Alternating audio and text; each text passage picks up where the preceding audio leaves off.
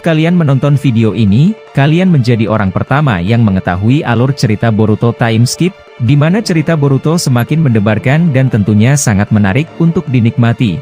Jadi pada chapter perdana Boruto Time Skip ini akan dibuka dengan Boruto menjadi peran utama sebagai cover, atau halaman sampul dalam manganya. Jadi admin rasa, ketika kalian sudah masuk ke video di channel ini, maka kalian menjadi orang paling bahagia sekali. Setelah King Boruto milik kita bersama, akan kembali menguasai semua anime yang ada di dunia ini, sebab Boruto sudah terlalu lama tertidur hampir 3 bulan lamanya. Di video ini adalah part 16 dari cerita kemarin, jadi jika kalian baru bergabung di channel ini, admin sarankan kalian untuk menonton video sebelumnya, agar ceritanya dapat dimengerti dengan baik. Dan terima kasih buat kalian yang memberi masukan pada admin tentang video ini, dan mulai dari sekarang, admin akan memberikan alur cerita full seperti kemauan kalian. Kalau begitu langsung saja kita ke ceritanya. Pada video sebelumnya, terjadi keributan antara Shikamaru dan penasehatnya, yaitu Konohamaru. Mereka berdua berdebat akibat tindakan Shikamaru yang terlalu berlebihan, yang ingin menjadikan Sarada Uchiha dan Kakei Sumire sebagai pengkhianat.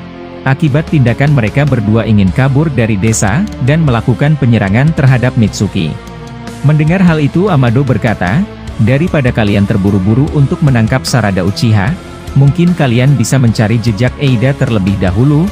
Jika saja adiknya Daemon tahu kalau kakaknya diculik, itu bisa sangat berbahaya buat kalian. Ingat ini baik-baik, walaupun fisiknya adalah bocah, tapi kekuatan dari tubuhnya adalah bersumber dari Otsutsuki Shibai. Saat mereka semua saling berdebat atas keadaan yang tidak terkendali saat ini, tiba-tiba ada beberapa meteor jatuh tepat di hadapan mereka bertiga. Meteor batu besar itu menghancurkan semua pasukan Gyubiko yang ada di depan mereka semua.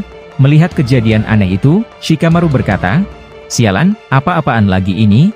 Kemudian Amado menjawab, "Tenanglah Shikamaru Dono, mungkin itu sepertinya aneh, tapi di sisi lain, serangan itu memusnahkan semua monster pasukan Gyubiko hingga tidak tersisa."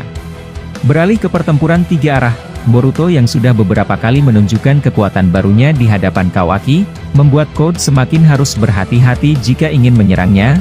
Saat itu Kawaki ingin mengeluarkan batang besi dan kubus raksasa dalam waktu yang bersamaan untuk menghentikan pergerakan Boruto, tapi tiba-tiba Boruto muncul dari bawah tanah di pijakan kaki Kawaki, dan dia menendang wajah Kawaki hingga terpental. Saat melihat Kawaki yang kewalahan, Boruto berkata kepada Kawaki, "Tenang Kawaki, kau tidak akan langsung kumatikan, karena ayah dan ibuku ada bersamamu, tapi yang harus kau ingat, aku tidak akan berbaik diri kepadamu, aku akan menghancurkanmu hingga kau tidak bisa bergerak lagi." Setelah mendengar ucapan itu dari Boruto, Kawaki mengaktifkan tanda karmanya, dan dia ingin membuat Boruto masuk ke dalam jebakan dimensi Daikokutennya, karena Kawaki berpikir, jika pertarungan ini tidak berhenti, bisa dipastikan Konoha akan menjadi abu dan tidak terselamatkan.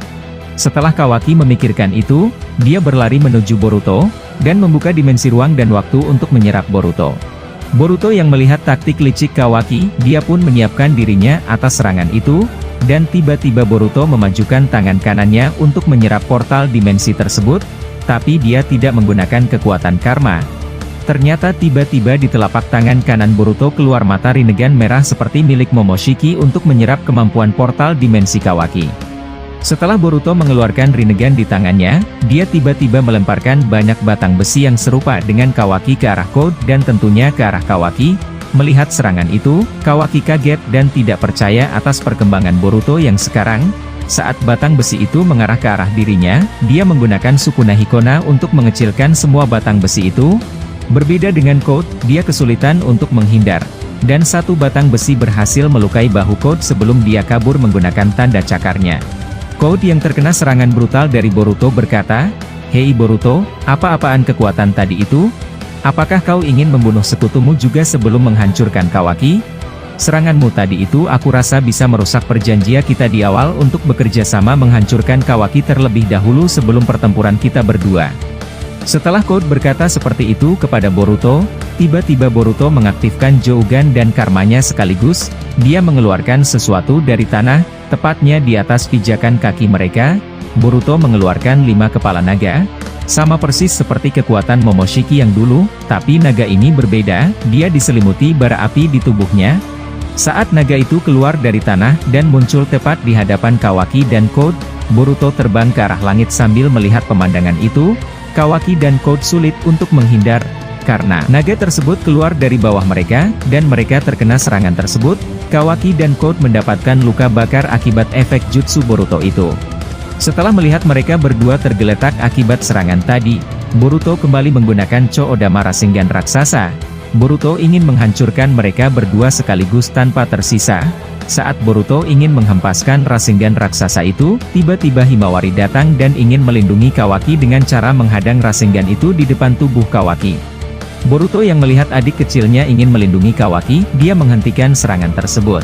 Melihat hal itu Code merasa bersyukur, jika saja tidak ada bocah itu, Code bisa memastikan kalau dia akan terkena serangan Boruto tanpa bisa menghindar. Kawaki yang melihat Himawari datang menyelamatkannya berkata, "Hei, apa yang kau lakukan di sini? Apakah kau mau mati?" Mendengar hal itu Himawari berkata, "Hei Boruto, kenapa kau melakukan ini semua kepada kakakku? Dan kau sudah membunuh ayah dan ibuku, tapi, sekarang kau ingin merebut kakak Kawaki dariku? Kenapa kau bisa seperti ini?" Mendengar ucapan Himawari, Boruto tidak mengucapkan satu kata pun untuk membalas pertanyaannya.